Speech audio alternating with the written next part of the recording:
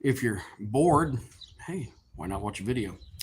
If you're in the area and you're looking for something to do, stop by our location here at Axon Main, Forge of Memory at 409 North Main Street in St. Elmo. And if you haven't subscribed, it's a great time to hit that subscribe button. I'm going to turn this around. I'm going to show you some of the knives I'm making, and it's kind of a re-release of a series of knives that I was selling a couple years back when the economy was better. And I decided to kind of revamp that, and let me turn it around.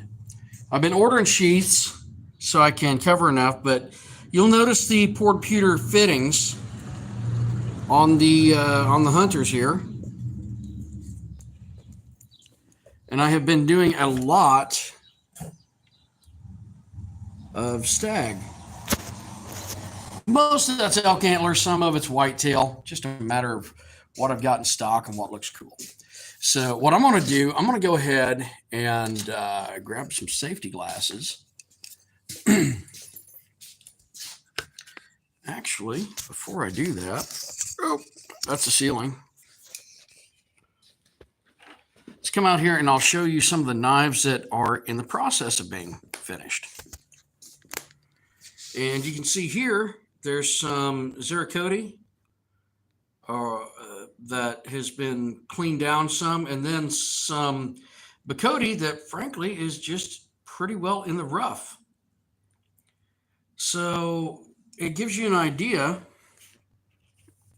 about some of the processes I'll be going through to finish these out. So I'm going to grab my Bacote Classic American Forge series. We're going to come over here to the grinder, and I'm going to start doing some finishing. Now, this starts with not necessarily an upcycling process, but this is where I start using my worn belts for my handle finishing. Now, this ceramic is fine. It's got a little bit of wear to it, but not bad. Let me grab a zirconium that is kind of, it's been used a bit. You see there's some calcium on there from grinding bone and antler. And that's something you want to be cautious so you don't grind your own skeleton with that. I'm using a 10-inch serrated wheel, and that's mostly what I use for these. Now, my shoulders on these blades don't have to be as squared because the shoulder's actually enveloped by the pewter. And what I'm going to do, first thing I'm going to do is I'm going to come in here and I'm going to start removing material. So let's see if we can, man, that is,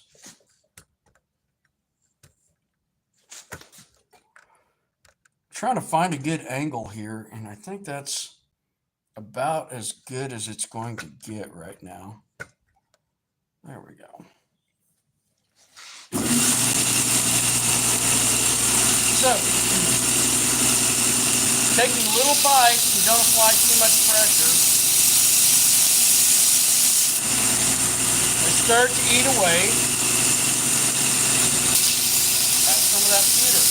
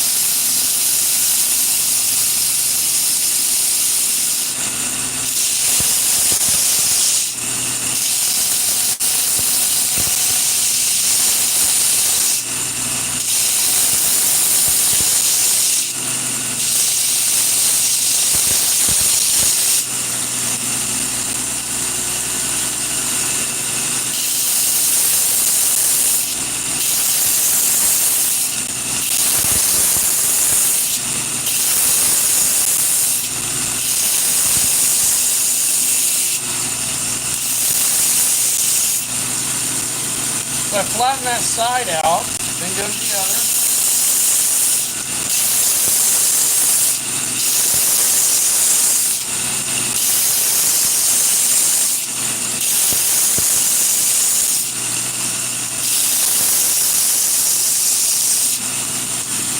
Then I'm going to come in here and I'm going to start contouring that pommel.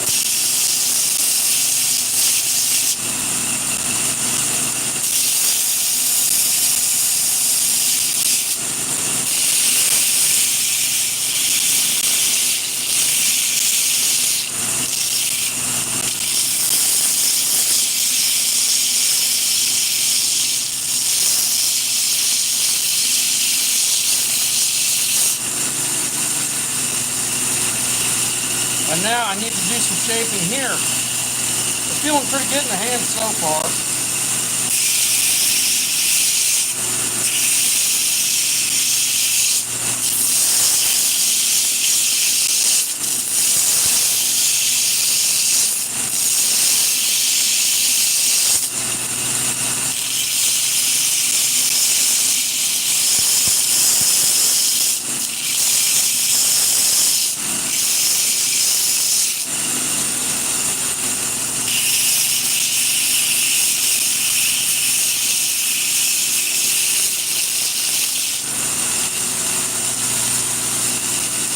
Doesn't look too bad.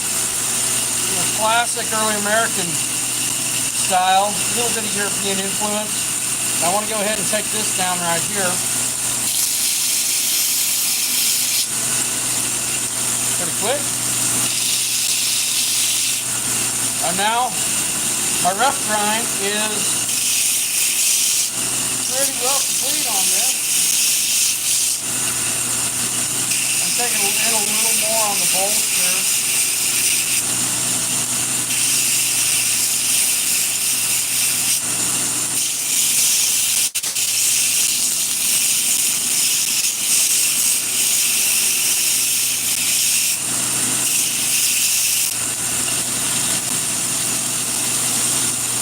And I'm going to go to the next one.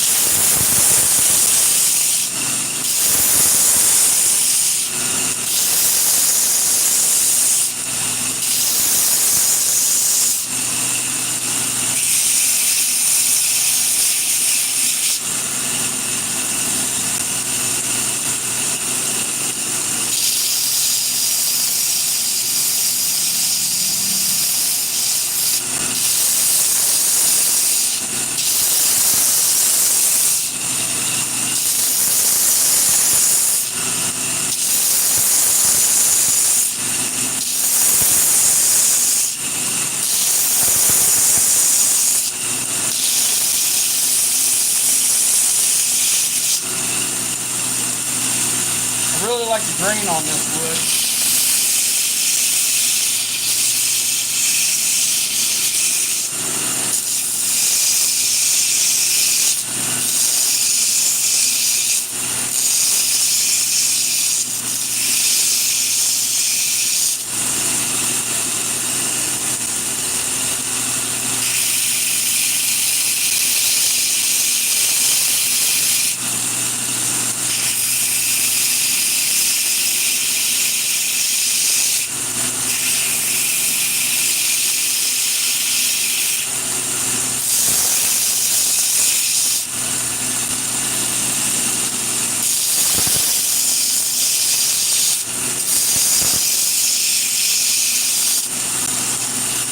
There's so much you can really do with just a few tools. I mean, you don't have to have a lot of really fancy equipment.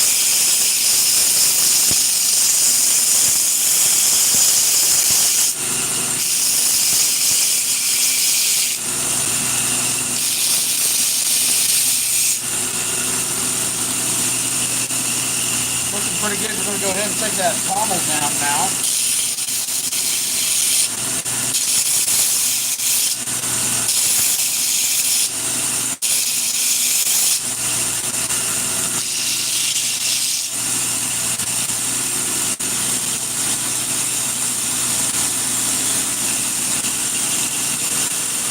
How's it going, everybody?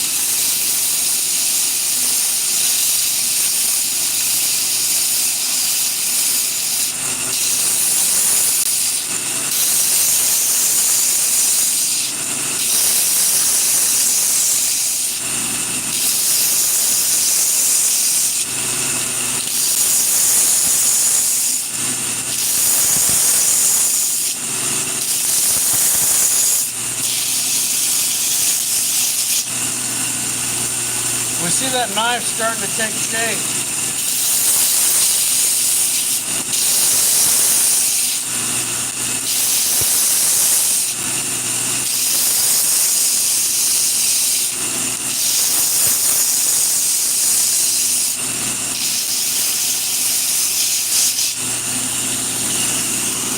All right. So now you can see how the knife's starting to come together. We're starting to get a little more flow to that shape, a little more flow to that style.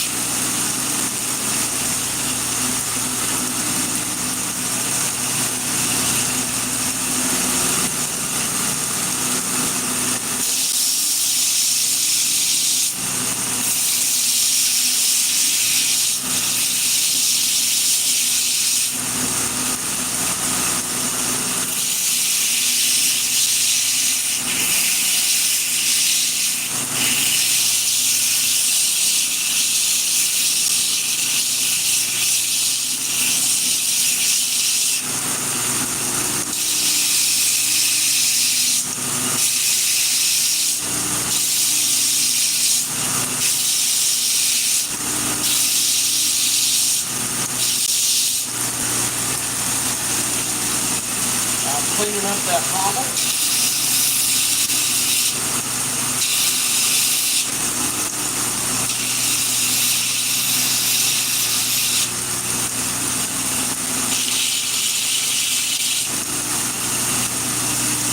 That one's probably my favorite so far.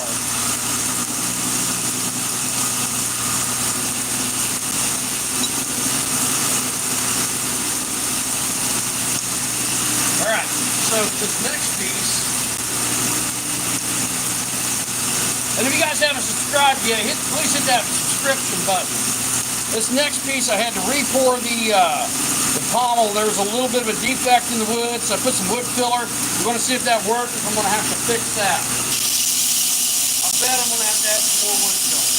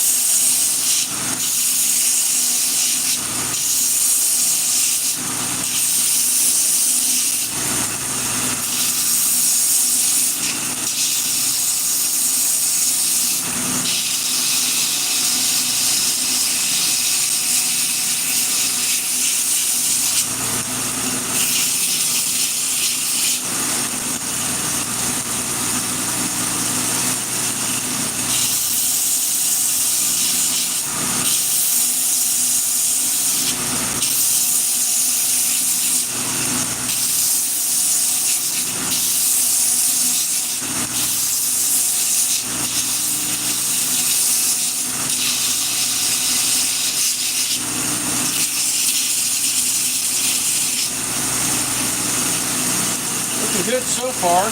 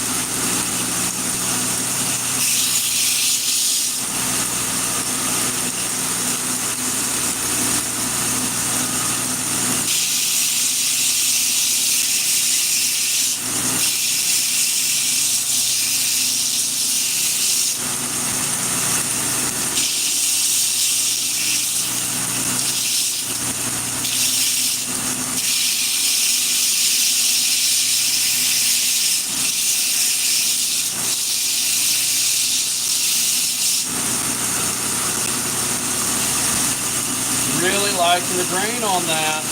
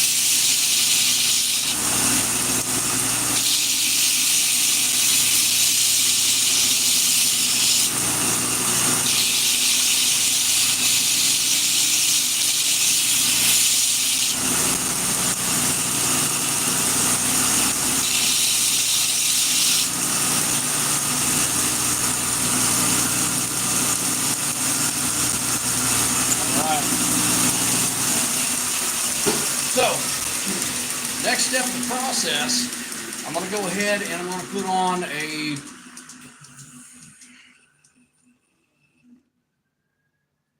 I guess probably a Warren 220 or 120 would be the route to go.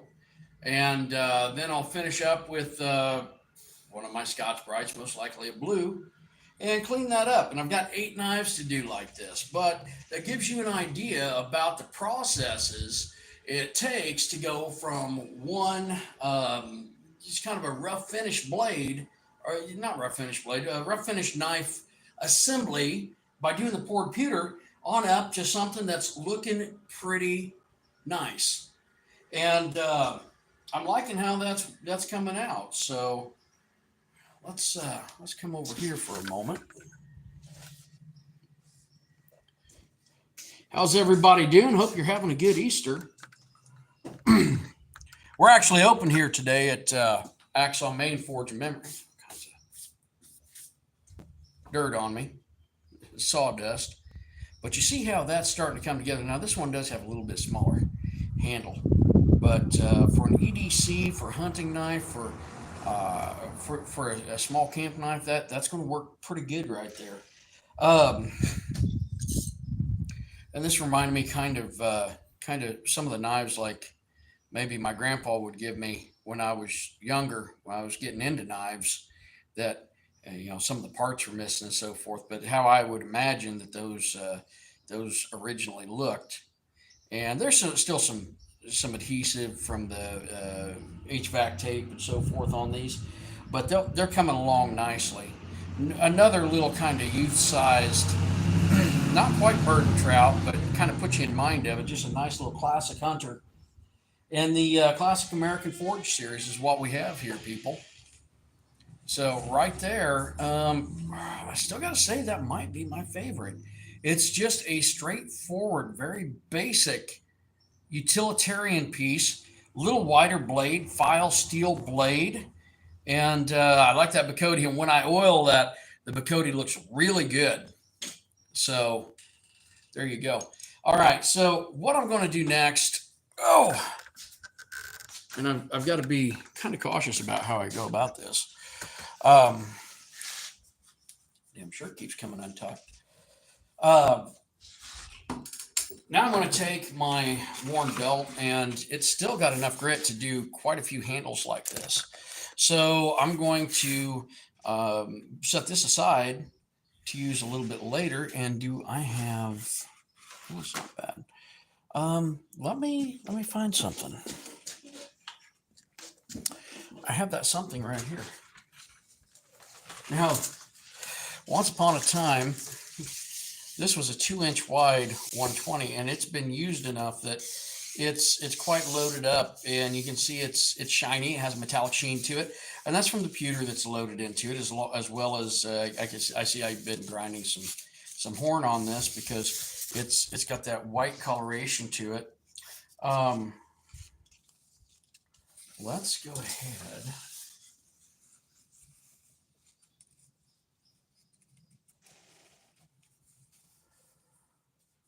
Let's go ahead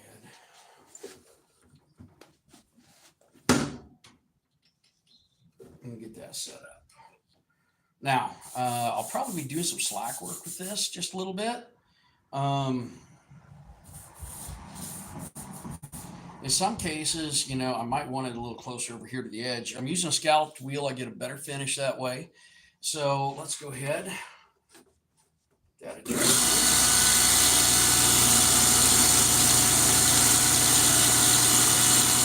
Glasses on.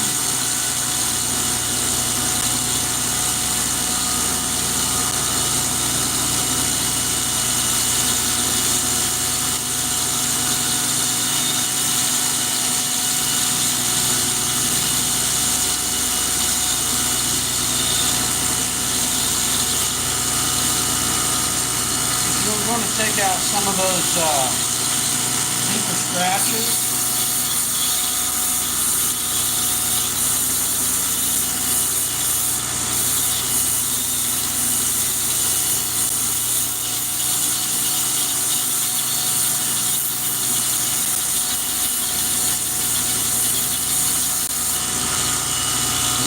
How that cleans up real nice in there.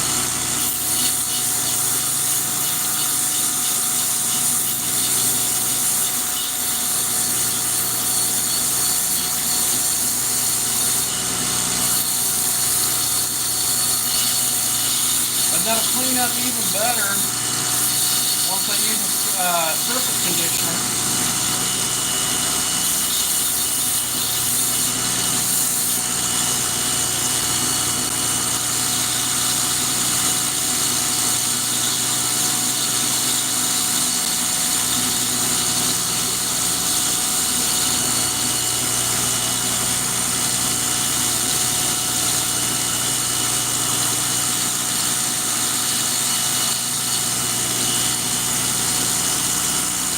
And I could probably go from there at this point, but one, I've got a little bit of rag, a little bit of dross right there. I'm going to clean up probably with a razor knife. And I did catch myself right there, so I cleaned that up with surface conditioner, blend it all together, and that grain's going to pop even more. And when I oil it, it's going to be really awesome.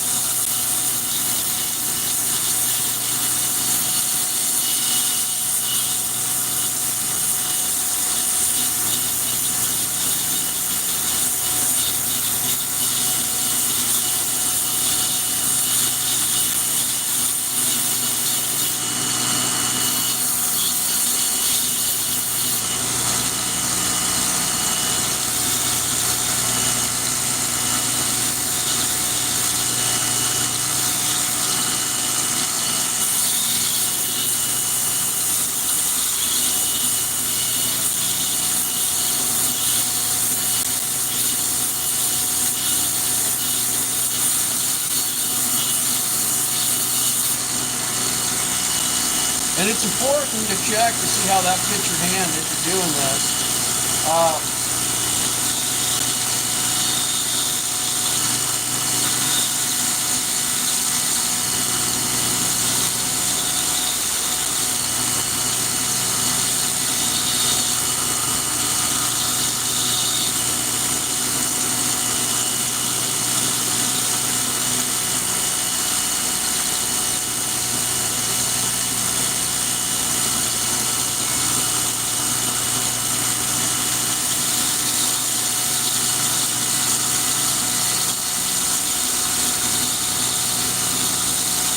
Now you'll notice I'm not pushing on this real hard.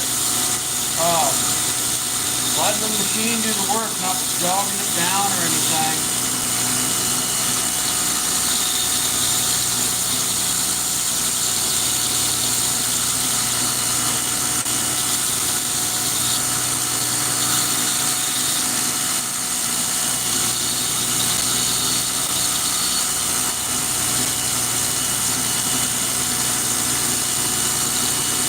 Looking pretty nice.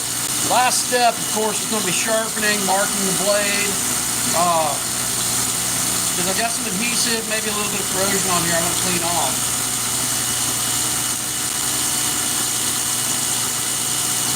And keep in mind safety.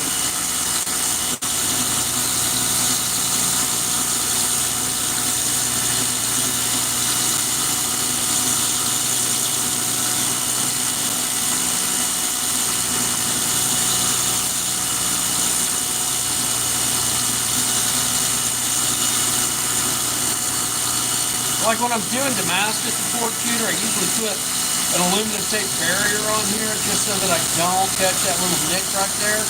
I'll get all that smoothed out with the surface conditioner, not a big deal. But with with the pattern welded blade, you don't want to have an edge spot. It doesn't look nice.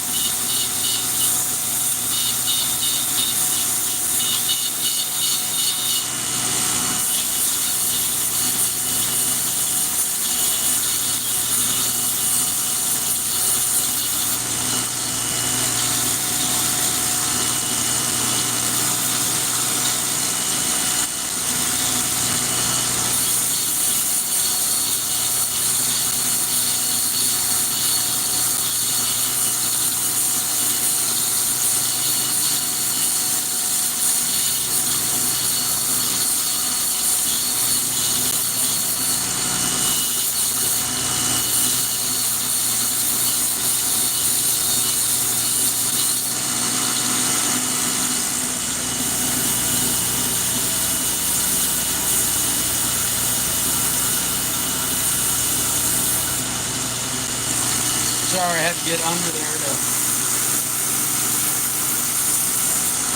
do a little bit of cleanup.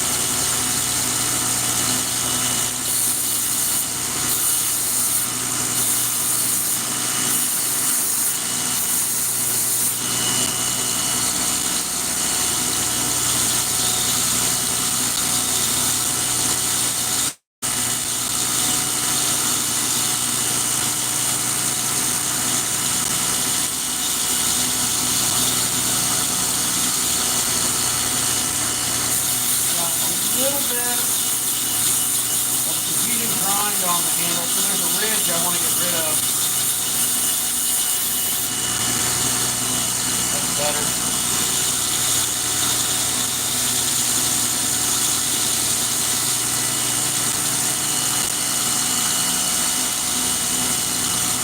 James Rogers, how's it going?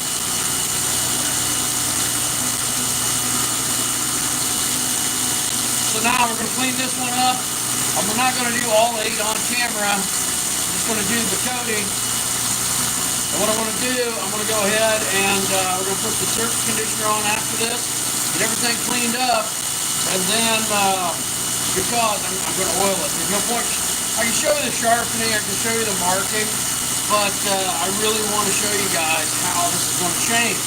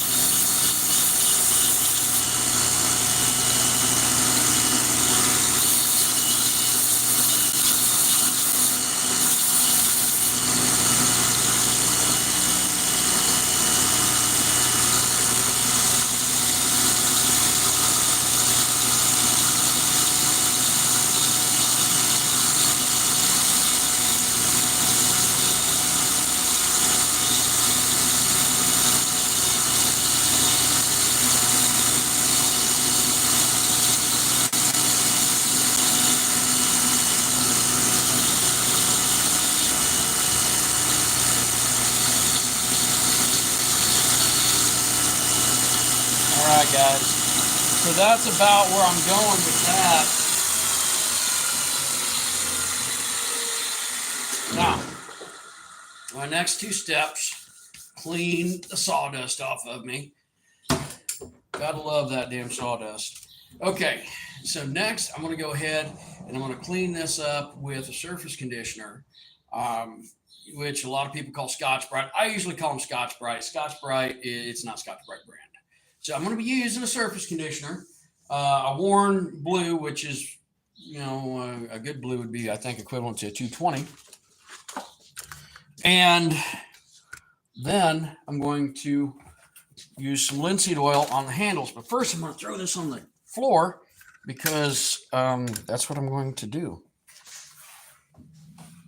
Now, these belts like this have a tendency to jump off my grinder right here. And I don't know why, aside from it seems like the tensioning system has a little bit of an issue staying caught up with this type of belt. So I apply a little upward pressure when I get it going. All right, so here we are.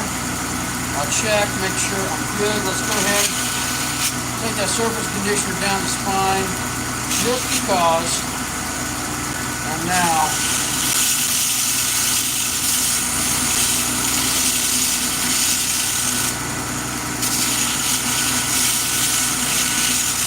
I don't want flat spots. I want everything to flow. You see how that's polishing up real nice?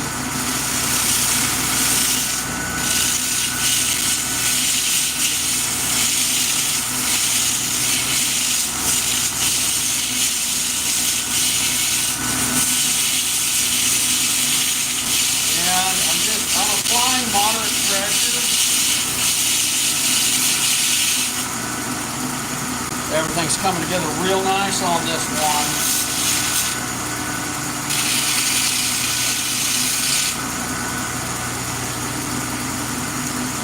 There we go.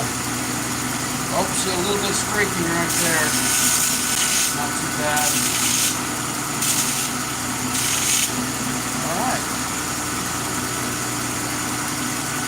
Now right there at this point, aside from sharpening, I mean, I've damn near got a finished knife.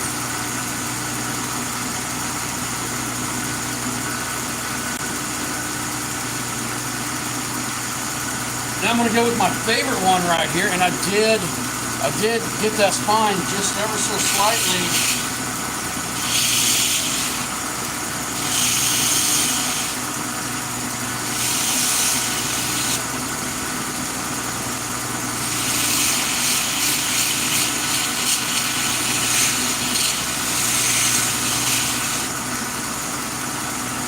You can still see it if you look close. It's not bad. It is going to be a fine knife.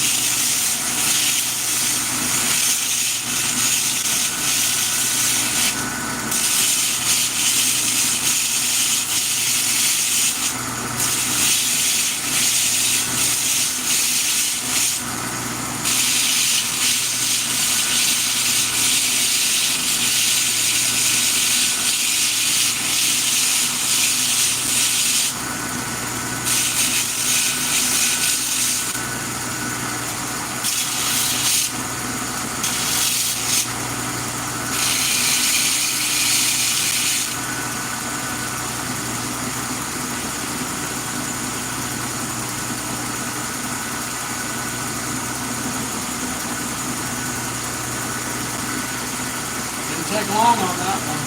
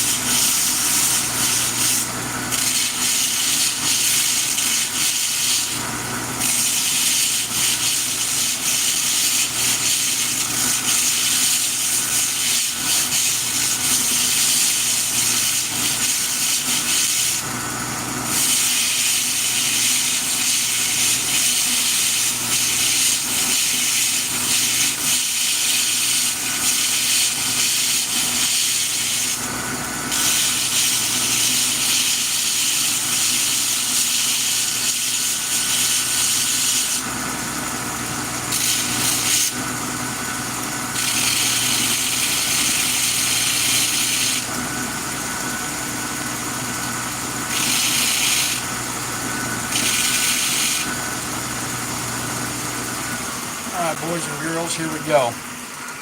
So we're going to come over here, and I think one thing I might do, I might clean the camera off real quick, because well, yeah, you know, it's pretty dusty in here now, and that's awesome because I just literally just cleaned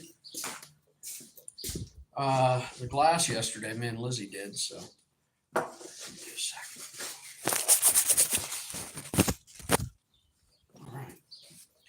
I needed a paper towel anyway, because what I'm going to be doing next, you may notice at the top of this this board right here is pretty dark. And what I have is I have a brush and linseed oil. And this is one of my favorite parts of the process here. And what I'm going to do is I'm going to show you how this changes. So I guess maybe I should move this just a bit closer. Okay.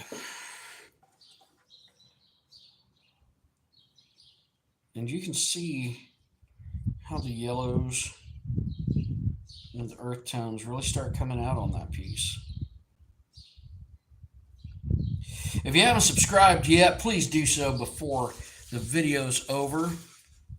Now, I'm going to let that set because I can see now like there's some little bubbles coming up and stuff, which means that the oil's displacing the air in the handle. So I'm just going to set that down for now. And I'm going to do my favorite one last. Now, this one, actually, like right there, it might be where that repair is on this. Everything's blended pretty nice on that. And sometimes you get those, you know, you'll get where your grain opens just a bit. And when I put that oil on there, you can see that there's a little bit of a flaw on that handle. It's nothing that's going to affect the performance of the knife or the price. And we just go from this kind of sandy yellow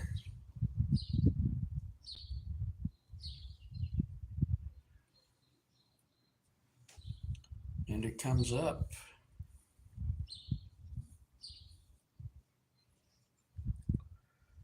And it becomes brighter and more vibrant. And you can do multiple coats on this. And here's my favorite one, guys.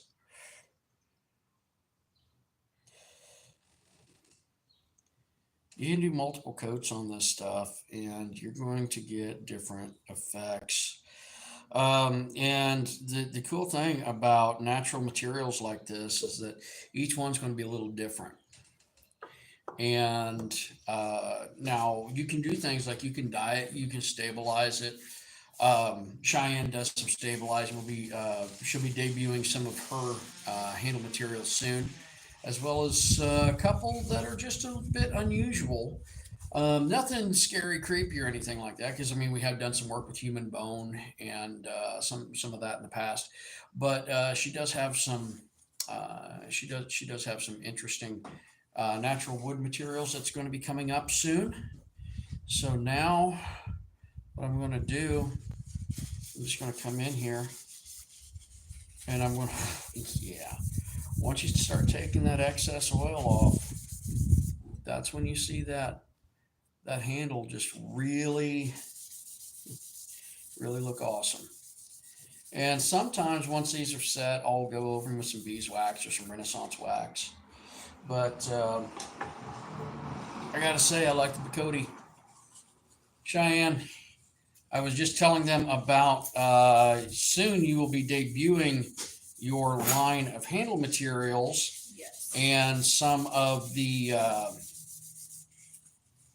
more unusual ones, some of your stabilized. So looking forward to that, and I'm sure we'll be doing some builds with some of those. I'll have to have some type of test dummy for it, and you're kind of got me dismissed. This right here, once you polish it up and then you oil it, I mean, it looks really nice. Nick ain't open yet today?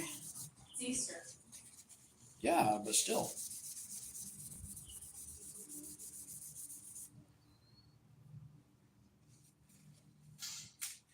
Each one's a little bit different. All right, here's my favorite one. And I'm going to let that sit just a while. We're going to let all this cure. And if I need to add additional coats of oil, I will. But yeah, right there. To be debuted later this year, Classic American Forge series, because I've already done the Classic American, but the Classic American Forge series, these are the prototypes. The first, let's say 150 of them will most likely be upcycled steel. So it'll be file steel. It's going to be recycled spring steel. It may be buggy spring. It's all about that whole idea of American ingenuity and rebirth recycling here. And it's on Easter, so hey, that adds to it, right? The Classic American series reboot that's happening this year will most likely either be debuted at, well, it won't be a Blade Show. It will be a Blade Show, but as spectators. So I'm guessing it's going to be either our grudge match, most likely Robbie Bowman's grudge match at Smoky Mountain Knife Works, October 17th, 18th, and 19th in Sevierville, Tennessee. So, you guys have a great day. Like I said, if you haven't subscribed yet, please hit that subscribe button. And remember, when working with linseed oil, boiled linseed oil, keep it out of the sun, keep it away from heat. This is how I do it. I put it in the forge. That is the safest place and the safest way that I can dispose of that, because there is a potential for combustion. You guys have a great one. Once more, please subscribe to my channel. We'll have more videos coming up. We'll catch you in a few.